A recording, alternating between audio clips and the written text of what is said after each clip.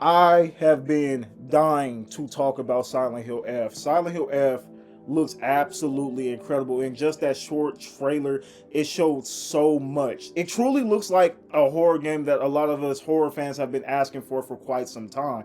A game with not only horrific and tension-filled scares, but a game that actually has disturbing story. It's much more than jump scares, which we have been riddled with for far too long. And I'm talking about Outlast, Five Nights at Freddy's, and don't get me wrong, people enjoy those type of games. Jump scares will always be a cheap way to get a rise out of people, but it's about time we're back to real horror. Now, truthfully, I am more excited than Silent Hill F than I am Resident Evil 9. And mainly the reason why I say that is because I actually know what the fuck is going on with Silent Hill F. So Capcom, please drop that trailer for RE9 so I can get excited. So there has been plenty of news that has been going around with Silent Hill F for at least the past month. And there's just so much to be excited for. For example, Silent Hill F is the first in the series to get an 18 plus rating in Japan. And you got to think about the Silent Hill series as a whole. This series is one of the most disturbing video game series of all time. A lot of disturbing images and just a lot of grotesque things in this series. And for F to be the first game to be rated 18 plus in Japan, that says a lot. And not only that, the fact that after they showed the trailer, they had to put out a warning for gamers, and them detailing what the game is going to have absolutely has me excited. I'm going to sound really deranged. So the warning that they put out says this game contains depictions of gender discrimination, child abuse, drug-induced hallucinations, torture, and graphic violence. This game is not going to be for the weak. If you are offended by any little thing, this game is not for you, and nobody wants to hear you bitch about it online. I'm just being real. This game is going to be absolutely fucked up, and that's just the way I like my Silent Hill games. I feel like this game is really going to push the envelope, really going to gross out a lot of people, and I want Konami to push this game to the limit. And Konami, they put out a mini little bio detailing the main character, Hinako's character. And it says, a teenage girl that's struggling under the pressure of expectation from her friends, family, and society.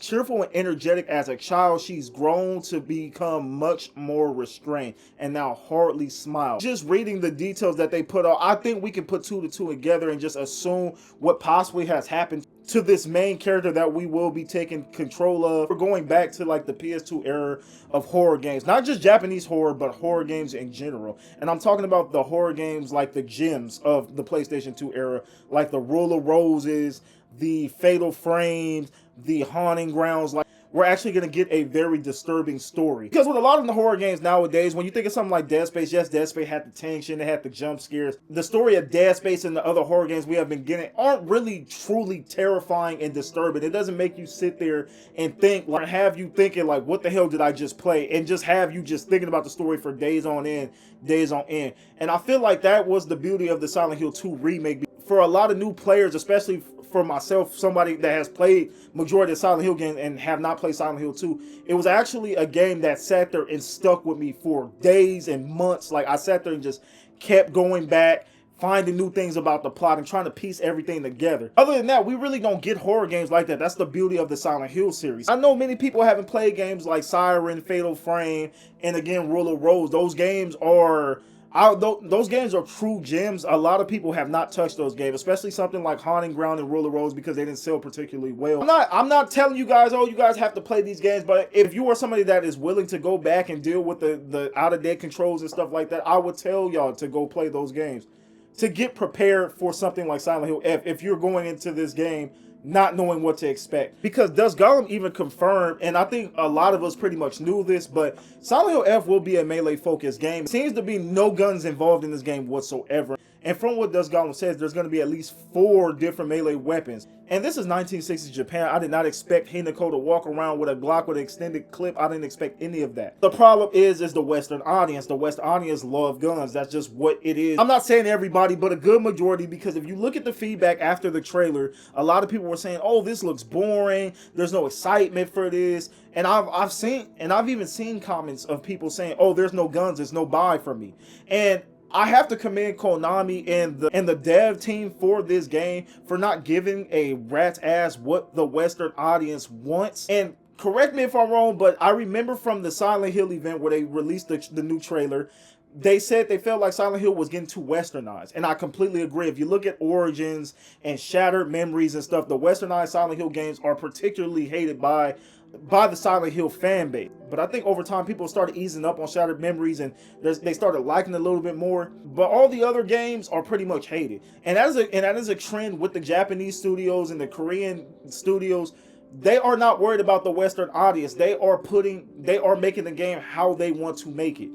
And those games typically come out way better. They make a project that they love and they don't have to worry about what the Western audience want. It turns out a lot better. Like in this game, you're gonna have to choose when to fight and when to run. Really want to give Konami all the kudos in the world, because they're actually fixing all their wrongs from the past, and they seem like they're trying to continue a hot streak with the gaming fan base, because some people still haven't forgave Konami. Not shaming anybody for not doing so, because what Konami was pulling towards the end of that run was diabolical. Look at it, the Silent Hill 2 remake was a massive success. The Metal Gear Solid remake is going to be a massive success. Now we're getting an original Silent Hill game, and this game looks even more promising. So it's kind of hard to stay mad at Konami when it seems like they know they messed up and they're gonna right every single wrong that they made. I know some people are mad that this game does not take place in Silent Hill. Me personally, I don't really care. Mind you, Silent Hill 4 did not take place in Silent Hill. Silent Hill 3 is a lot of people's favorite games. At the end of the day, the fog and the horror, in my opinion,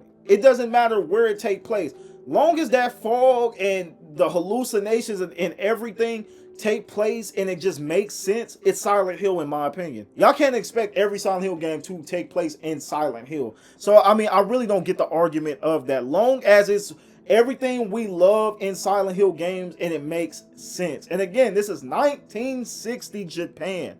You know this game is going to cook. But I just feel like some of the negativity around this game is kind of lazy. Now, I do see people saying we did not see enough in that trailer. As true as that may seem, if you really watch that trailer and you run it back, Konami actually put a lot, and I mean a lot, in such a short time. The trailer's not really that long, and they put a lot in. You just have to pay attention. Kind of glad we didn't get a real long trailer or anything. I would have loved to see some gameplay, but I'd rather see another trailer and just be excited from that than to get a long-winded gameplay or a long trailer and then no release date. You know what I'm saying? At least we got a great trailer, and we could pretty much assume this game is going to come out either early next year or sometime this year. Y'all know my theory. I thought this game was going to come out next year, but there's been some reports that this game is supposed to come out this year, but due to Grand Theft Auto 6, they are scared to put out a release date for the game. Which, I mean, makes a lot of sense, because Grand Theft Auto 6 is a complete juggernaut. If you release your game around that time, your game is pretty much through. The sales are going to tank because nobody is going to be worried about anything around GTA 6 season. So I actually believe that story. I think this game was supposed to come out this year, but Konami might play it safe. So of course, any type of news, gameplay, trailer, all that, I'm gonna react and give my opinions on it. You already know how I rock.